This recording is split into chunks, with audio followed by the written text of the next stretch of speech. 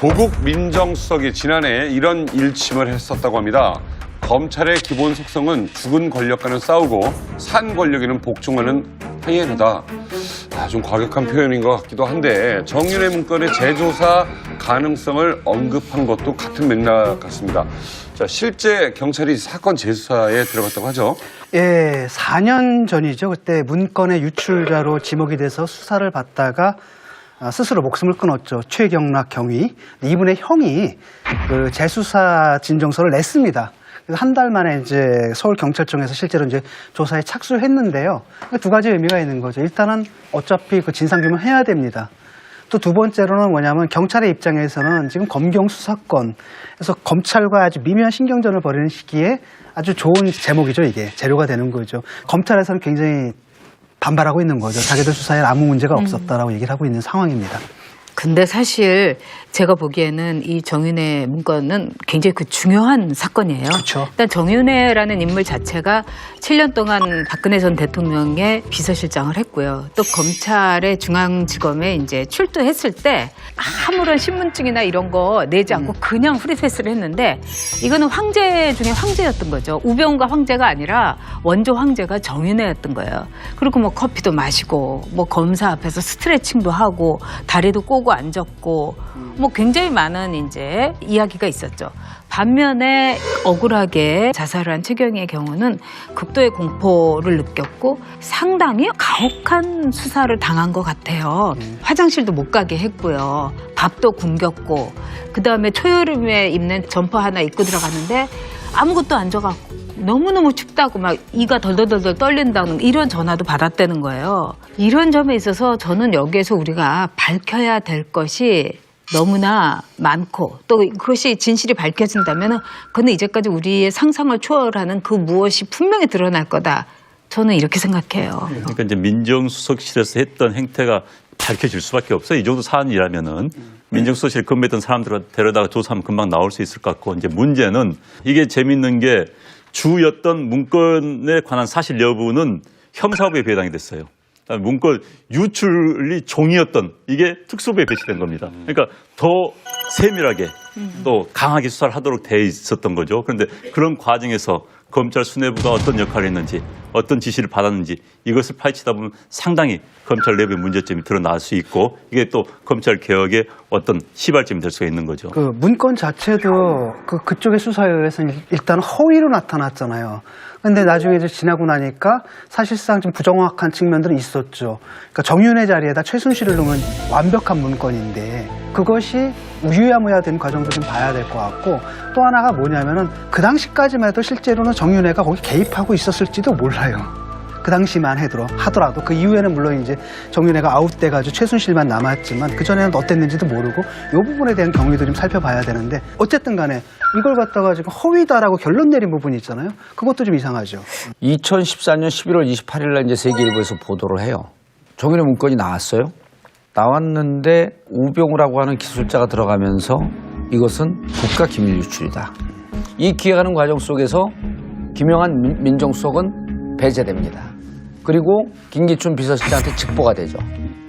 형사 1부하고 특수 2부에서 진행되는 사건을 그걸 덮습니다. 결과론적으로 덮었죠. 이 덮는 지휘를 중앙지검장인 김수남이 합니다. 그리고 정확하게 1년 뒤에 김수남은 검찰총장이 되죠. 우병우는 민정수석이 되죠.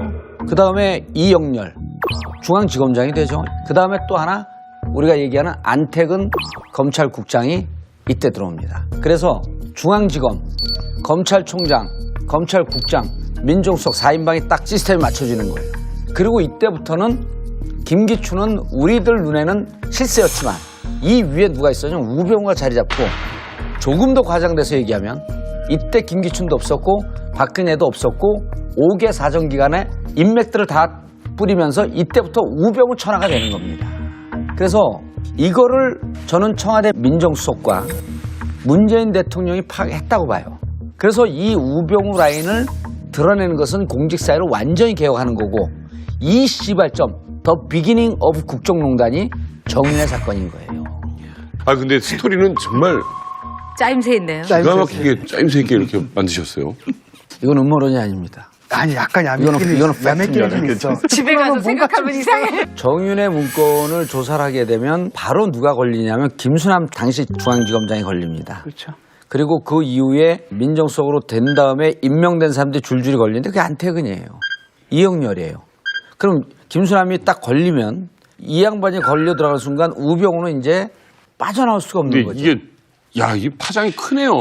아니 그러니까 공직 사회의 개혁이라고 표현해요. 문재인 대통령이. 근데 이게 지금 어떤 상황이냐면 일단은 그 사건을 갖다 경찰에서 수사에 들어갔다고 하는데 경찰에서 건드릴 분이 아니에요, 이분들이. 이게 사실 지금 수사는 경찰에서 제대로 뭘 수사하겠다는 건지 잘 모르겠고 그다음에 이제 민정수석실에서 지금 하겠다라는 건데 이건 수사가 아니라 일단은 조사죠, 진상 규명. 그렇죠. 그러니까 자기들 진상규명. 내에서 하는 거고 해야죠. 아마 거기서 네. 굉장히 중대한 위법이 발견될 경우에는 아마 그때서 비로소 이제 검찰이나 이런 데서 수사가 들어갈 텐데 과연 거기까지 갈 수 있을지는 잘 모르겠어요. 혹시 정윤회 문건 사건 예. 관련돼서 그 파장이 엄청날 것이다. 그렇죠. 말씀하신 예. 거고요. 조금 미미할 것 같다라는 의견 없으십니까? 이렇게 저는 근데 이게 성격상 이게 그 어떤 뚜렷한 증거가 발견되기 어려운 구조라고 보거든요. 다 입을 맞출 거고 그런 식의 그 얘기를 할 때 전화로 해가지고서 증거나 기록을 남기지는 않았을 것 같고 우리가 지난번 재판에서 봤듯이 직무유기라든지 뭐 직권남용이다라는 게 참 적용하기 애매모호한 네. 법조항이거든요. 그렇기 때문에 사실은 더 중요한 부분들은 일단은 진상규명들 그리고 물론 진짜 위법 사항이 발견되면은 그거는 이제 뭐 수사 의뢰해가지고 예. 처벌을 받게 해야 되겠지만 사실은 거기까지는 안 간다 하더라도 이 사람들 윤리적인 책임을 물어야 되고 근데 거기 관여됐던 사람들은 일단 일괄 정리가 돼야 되는 예. 거죠. 그러니까 뭔가 숨겼다는 거 그거 자체가 저는 상당히 파장이 클 거라고 봐요. 예를 들자면은 이 박관천 경정이 보고서를 올렸을 때 거기 분명히 최순실이 들어갔다는 얘기가 정호성의 입으로 나왔잖아요. 네.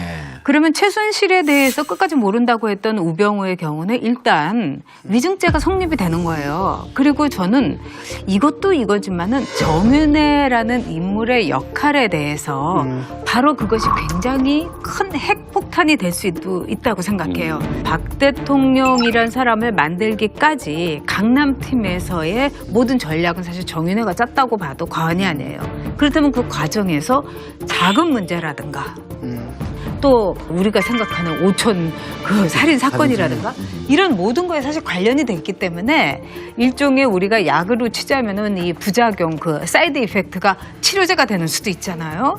그런 점에서 정윤회 사건의 이 본질, 정윤회가 무슨 일을 했고 무슨 역할을 했는가 이게 굉장히 큰 파장을 일으킬 수 있어요. 그러니까 이 사건이 이제 기본적으로는 대통령과 검찰총장과 서울중앙지검장이 운명 공동체다라는 것을 확인하는 다시 말해서 대한민국 검찰 권력이 어떻게 움직이는 그 메커니즘이 드러나는 거예요, 지금. 그렇죠. 캐면 캘수록 많은 게 나올 수밖에 없는 사건이에요. 네. 그런데 과연 이 사건이 이제 어디까지 갈 것인가는 저 잘 모르겠습니다. 만약에 정윤의 개인에 대한 수사, 이른바 십상시와 만났던 그거 플러스 그 논의했던 것까지 더 이어진다. 물론 그게 수사 가능할지 모르겠습니다. 네. 이제 거기 논란이 있을 거예요. 그러나 그것까지 이어진다면 굉장한 파문이 일어날 수밖에 없는 그런 성격을 잠재적으로 가지고 있는 거예요.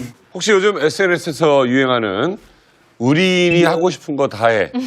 라는 댓글 혹시 아십니까? 자, 그런데 한편에서는 인이를 향해 두낫 리스트가 화제가 되고 있습니다. 절대 혼밥하지 마라. 전용기 세워두지 마라. 기업인 독대하지 마라. 등등 전 정권의 실패를 답습하지 말라는 국민들의 바람이 담긴 것입니다. 자, 우리 외부자들에서 새 정부에 바라는 두낫 리스트 하나씩 말씀해 보시죠. 5년 안에 모든 걸 다 하려고 하지 마라. 편가르게 하지 마라. 쓰담쓰담 토닥토닥. 현황판 만들지 말라. 왜냐하면 현황판을 만들게 되면 자꾸 공무원들 뭐 다그치게 되잖아요. 그러면 이제 공무원들이 성과 위주, 그래프 위주로 일을 하니까 그러니까 결론적으로 그거예요. 5년 안에 다 할 생각하지 말고 차근차근 그냥 토대만 놔라. 네. 후계자 안 만들려고 하지 마라. 본의 아니게 본인은 노무현 대통령의 후계자 된 거거든요. 많은 정치적 학습을 받은 거예요. 그렇죠. 그래서 이 정권 내에 여든 야든 정치적으로 열어놓고 많은 사람들이 정치적 학습을 받을 수 있는 기회를 열어놔야 되는데 정치적으로 크는 사람들을 계속 견제했던 게 지난 정치의 과정이에요. 나오는 사람들 꺾지 말고 계속 좀 키웠으면 그러니까 후계자를 만들지 않지 말아라. 천하가 되는 겁니다. 그래서 이거를 저는 청와대 민정수석과 문재인 대통령이 파악했다고 봐요. 그래서 이 우병우 라인을 드러내는 것은 공직사회를 완전히 개혁하는 거고 이 시발점, 더 비기닝 오브 국정농단이 정윤회 사건인 거예요. 아 근데 스토리는 정말 짜임새 있네요. 기가 막히게 짜임새 있게 이렇게 만드셨어요. 이건 음모론이 아닙니다. 아니 약간 이거는 야매끼리 좀 있어. 집에 가서 생각하면 이상해. 정윤회 문건을 조사를 하게 되면 바로 누가 걸리냐면 김수남 당시 중앙지검장이 걸립니다. 그렇죠. 그리고 그 이후에 민정수석으로 된 다음에 임명된 사람들이 줄줄이 걸리는데 그게 안태근이에요. 이영렬이에요. 그럼 김수남이 딱 걸리면 이 양반이 걸려 들어갈 순간 우병우는 이제 빠져나올 수가 없는 근데 거죠. 이게 파장이 크네요.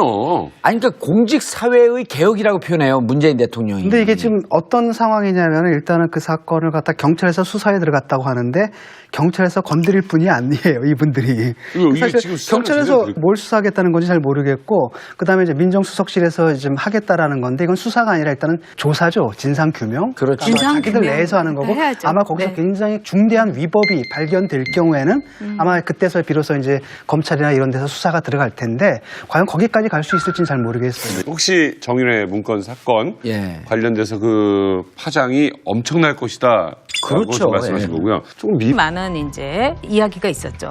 반면에 억울하게 자살을 한 최경희의 경우는 극도의 공포를 느꼈고 상당히 가혹한 수사를 당한 것 같아요. 화장실도 못 가게 했고요. 밥도 굶겼고 그다음에 초여름에 입는 점퍼 하나 입고 들어갔는데 아무것도 안 줘갖고 너무너무 춥다고 막 이가 덜덜덜덜 떨린다는 이런 전화도 받았다는 거예요. 이런 점에 있어서 저는 여기에서 우리가 밝혀야 될 것이 너무나 많고 또 그것이 진실이 밝혀진다면 그는 이제까지 우리의 상상을 초월하는 그 무엇이 분명히 드러날 거다. 저는 이렇게 생각해요. 그러니까 이제 민정수석실에서 했던 행태가 밝혀질 수밖에 없어요. 이 정도 사안이라면은 민정수석실 근무했던 사람들을 데려다가 조사하면 금방 나올 수 있을 것 같고 이제 문제는 이게 재밌는 게 주였던 문건에 관한 사실 여부는 형사부에 배당이 됐어요. 문건 유출이 종이었던 이게 특수부에 배치된 겁니다. 그러니까 더 세밀하게 또 강하게 수사를 하도록 돼 있었던 거죠. 그런데 그런 과정에서 검찰 수뇌부가 어떤 역할을 했는지 어떤 지시를 받았는지 이것을 파헤치다 보면 상당히 검찰 내부의 문제점이 드러날 수 있고 이게 또 검찰 개혁의 어떤 시발점이 될 수가 있는 거죠. 그 문건 자체도 그쪽의 수사에 의해서 일단 허위로 나타났잖아요. 근데 나중에 이제 지나고 나니까 사실상 좀 부정확한 측면들은 있었죠. 그러니까 정윤회 자리에다 최순실을 넣으면 완벽한 문건인데 그것이 우유야무야 된 과정도 좀 봐야 될 것 같고 또 하나가 뭐냐면은 그 당시까지만 해도 실제로는 정윤회가 거기 개입하고 있었을지도 몰라요.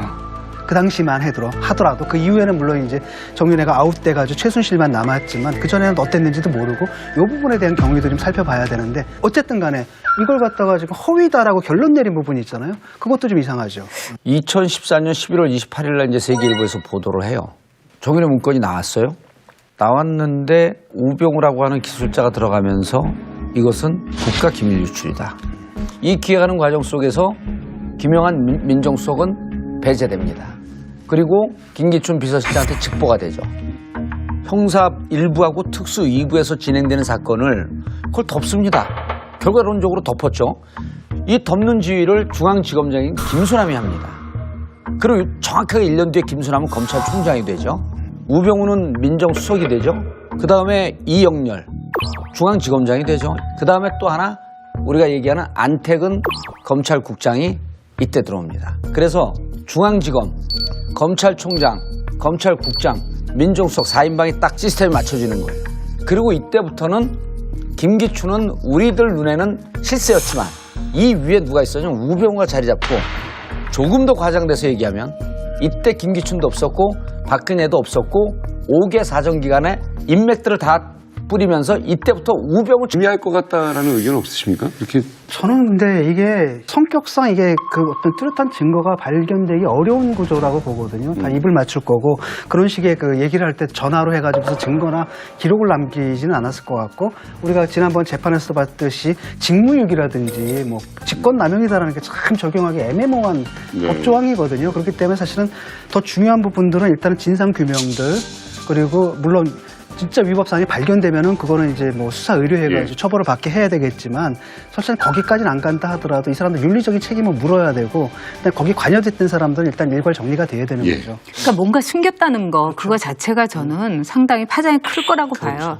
예를 들자면은 이 박관천 경정이 보고서를 올렸을 때 거기 분명히 최순실이 들어갔다는 얘기가 정호성의 입으로 나왔잖아요. 네. 그러면 최순실에 대해서 끝까지 모른다고 했던 우병우의 경우는 일단 위증죄가 성립이 되는 거예요. 그리고 저는 이것도 이거지만은 정윤회라는 인물의 역할에 대해서 바로 그것이 굉장히 큰 핵폭탄이 될 수도 있다고 생각해요. 박 대통령이란 사람을 만들기까지 강남팀에서의 모든 전략은 사실 정윤회가 짰다고 봐도 과언이 아니에요. 그렇다면 그 과정에서 작은 문제라든가 또 우리가 생각하는 오촌 그 살인 사건이라든가 이런 모든 거에 사실 관련이 됐기 때문에 일종의 우리가 약으로 치자면은 이 부자 조국 민정수석이 지난해 이런 일침을 했었다고 합니다. 검찰의 기본 속성은 죽은 권력과는 싸우고 산 권력에는 복종하는 하이에나다. 좀 과격한 표현인 것 같기도 한데 정윤회 문건의 재조사 가능성을 언급한 것도 같은 맥락 같습니다. 자, 실제 경찰이 사건 재수사에 들어갔다고 하죠. 예, 4년 전이죠. 그때 문건의 유출자로 지목이 돼서 수사를 받다가 스스로 목숨을 끊었죠. 최경락 경위. 이분의 형이 그 재수사 진정서를 냈습니다. 한 달 만에 이제 서울경찰청에서 실제로 이제 조사에 착수를 했는데요. 두 가지 의미가 있는 거죠. 일단은 어차피 그 진상규명 해야 됩니다. 또 두 번째로는 뭐냐면 경찰의 입장에서는 지금 검경 수사권, 그래서 검찰과 아주 미묘한 신경전을 벌이는 시기에 아주 좋은 제목이죠. 이게 재료가 되는 거죠. 검찰에서는 굉장히 반발하고 있는 거죠. 자기들 수사에 아무 문제가 없었다라고 얘기를 하고 있는 상황입니다. 근데 사실 제가 보기에는 이 정윤회 문건은 굉장히 그 중요한 사건이에요. 그렇죠. 일단 정윤회라는 인물 자체가 7년 동안 박근혜 전 대통령의 비서실장을 했고요. 또 검찰의 중앙지검에 이제 출두했을 때 아무런 신분증이나 이런 거 내지 않고 그냥 프리패스를 했는데 이거는 황제 중에 황제였던 거죠. 우병우가 황제가 아니라 원조 황제가 정윤회였던 거예요. 그리고 뭐 커피도 마시고 뭐 검사 앞에서 스트레칭도 하고 다리도 꼬고 앉았고 뭐 굉장히